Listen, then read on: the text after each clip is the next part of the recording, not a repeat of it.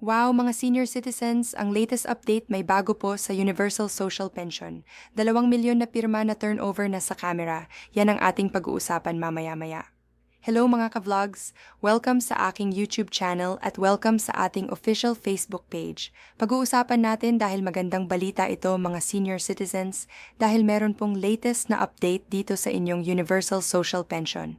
Kamakailan lamang po sa postamagitan ng official Facebook page ng United Senior Citizen Party List, which is ito po ang chairman ng Senior Citizens Committee dyan sa Kamara, through Representative Milagros Aquino Magsaysay, na nagkaroon po ng turnover ceremony, no para sa 12 milyon na lagda o pirma para sa Universal Social Pension Bill na agarang isabatas na ito. At alam nyo ba ang naturang turnover ceremony dyan sa 12 milyong pirma campaign na yan ay dinaluhan mismo ng House Speaker na si Faustino D. mga ka-vlogs. So ang 12 milyong pirma na yan, no? Isa itong kampanya. Inisitiba ng United Senior Citizen Party List nang sa ganon ay agaran po ang pagsasabatas dito sa Universal Social Pension. Sa ngayon po meron ng humigit kumulang sa 2 milyon na lagda o perma ang naisumit na ng Senior Citizen Committee dyan sa Kamara. So meron pa tayong kulang na nasa 10 milyon na lagda mga ka-vlogs.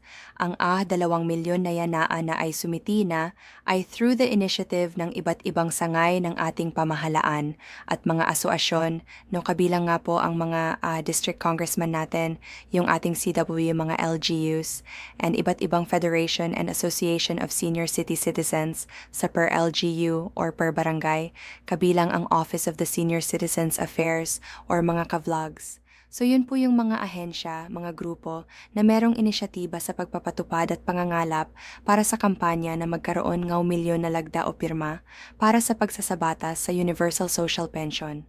Well, sa mga nagtatanong kasi kung asan sila pwedeng magpirma, kasi marami ang interesado na gustong pumirma talaga dito sa 12 milyong campaign na pirma para sa agarang pagsasabatas sa Universal Social Pension.